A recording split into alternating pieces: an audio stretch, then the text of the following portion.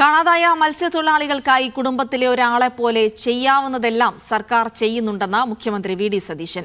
സംസ്ഥാനത്ത് ആദ്യമായല്ല മത്സ്യത്തൊഴിലാളിയെ കാണാതാകുന്നത്. കഴിഞ്ഞ സർക്കാരിന്റെ കാലത്ത് 148 പേരെയാണ് കാണാതായതെന്നും വി.ഡി. സതീശൻ പറഞ്ഞു.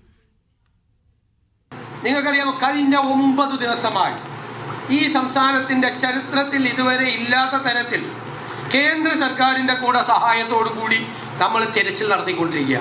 എവിടെയാണ് 9 ദിവസം ഇതുവരെ തെരച്ചിൽ നടത്തിയത് കേരളത്തിന്റെ ചരിത്രത്തിൽ? എവിടെയാണ്? അതായത് 2 ഡോണിയർ വിമാനങ്ങൾ, ഒരു ഹെലികോപ്റ്റർ, കോസ്റ്റ് ഗാർഡിന്റെ കപ്പൽ, മറൈൻ ബോട്ട്.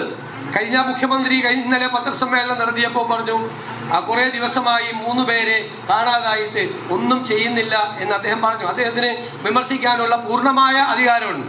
ഇത്രയും ആളുകളെ കാണാതെ പോയിട്ട് ഇതുപോലെ തെരച്ചിൽ ഇന്നും തെരച്ചിൽ നടത്താണ്.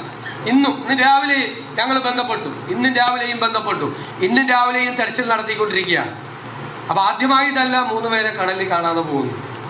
അദ്ദേഹം 10 വർഷം മുഖ്യമന്ത്രി ആയിരുന്നപ്പോൾ കാണാതെ പോയവരുടെ എണ്ണം എത്രയാണെന്നറിയാം? 148. അപ്പൊ കാണാതെ